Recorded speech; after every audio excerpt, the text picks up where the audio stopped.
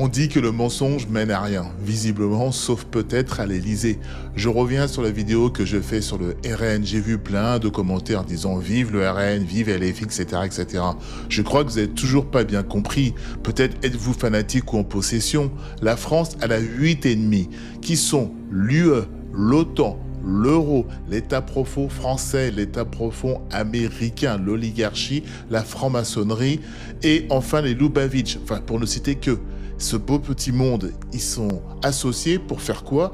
Détruire la France, l'élimination de sa culture, de son culte et de son peuple. Et pour mettre tout ça en place, il faut des acteurs. Et c'est là qu'on en revient à ceux qui se trouvent à l'Assemblée nationale, mais bien que ça a commencé depuis Pompidou. Mais on va s'arrêter sur ceux qui sont là, actuellement à l'Assemblée nationale et qui ont pour chef un agent étranger. Ce sont des larbins, des milliardaires qui détiennent les médias. Ils ne font que vous dire des bêtises. Ils vous mentent. Ils savent très bien que la France n'a plus aucune souveraineté. Quand j'entends Bardella qui dit qu'il veut atténuer l'immigration, il ne peut pas. C'est un traité européen.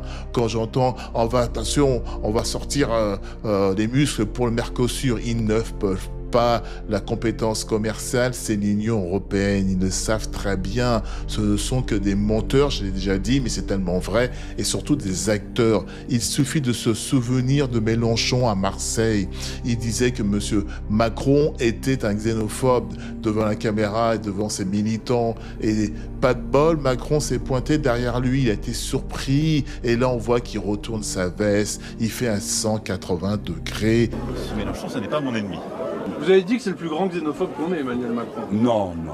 Si, vous l'avez dit. Vous l'avez dit. Non, ça m'étonnerait. Ah, il l'a dit. Vous pouvez pas le croire. Non. Voilà. Peut-être une légère exagération Un contre-humaniste, vous avez dit. Comment voulez-vous défendre des gens comme ça, que ce soit musulmans ou je ne sais pas quoi encore, étrangers? Ils se moquent de vous. Et c'est vrai pour tous les autres. Je répète, tous les autres. Ne soyez pas en possession. Ouvrez les yeux. Acceptez le réel. Il y en a un qui a dit il y en a un qui a dit seule la vérité va vous sauver. Eh ben, allons vers quelqu'un qui lui parle du réel, qui lui dit la vérité, qui lui va donner un coup de pied dans la fourmilière et renverser la table. Une personne seule ne pourra pas nous sauver. Nous allons nous sauver nous-mêmes. Mais allons pas donner des voix à nos bourreaux, même si on sait très bien qu'ils trichent. Mais ils peuvent tricher parce que nous sommes bêtes, il n'y a pas d'autre chose, parce que nous donnons l'occasion de tricher. Aujourd'hui, moi, je ne vois qu'une seule personne qui est capable de faire ça, en tout cas qu'il faut soutenir, c'est monsieur Asselineau. Alors oui, on va dire que je fais de la propagande pour lui, c'est pas de la propagande, c'est du réel. Regardez ce qu'il dit depuis 18 ans, regardez ce qu'il a dit en 2017, et tout était annoncé. Ce monsieur dénonce exactement ses 8 ennemis. C'est pour ça qu'il n'est jamais invité sur les plateaux.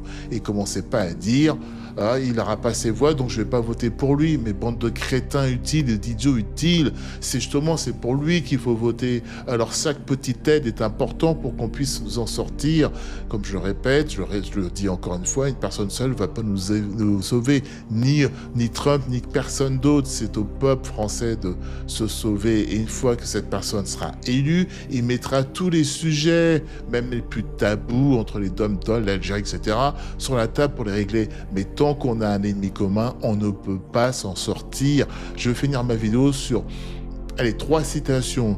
Une de Baudelaire dans Le Joueur généreux qui disait « Mes très chers frères, n'oubliez jamais, quand vous entendrez parler du progrès des Lumières, que la plus grande ruse du diable, c'est de vous persuader qu'il n'existe pas. » Et la seconde, c'est de Victor Hugo dans le Travailleur et le Joueur en bourse, qui disait « Il jouait à la baisse et montait à mesure que notre chute fut plus profonde et sûre. Il fallait un vautour à nos morts, il le fut. » Et la dernière, la plus importante, de De Gaulle qui disait « Il faut rassembler ceux qui croient en Dieu et ceux qui ne croient pas en Dieu, car nous avons tous un ennemi commun. » À l'époque, c'était les Allemands. Aujourd'hui, ce sont nos élus, nos oligarques et nos médias.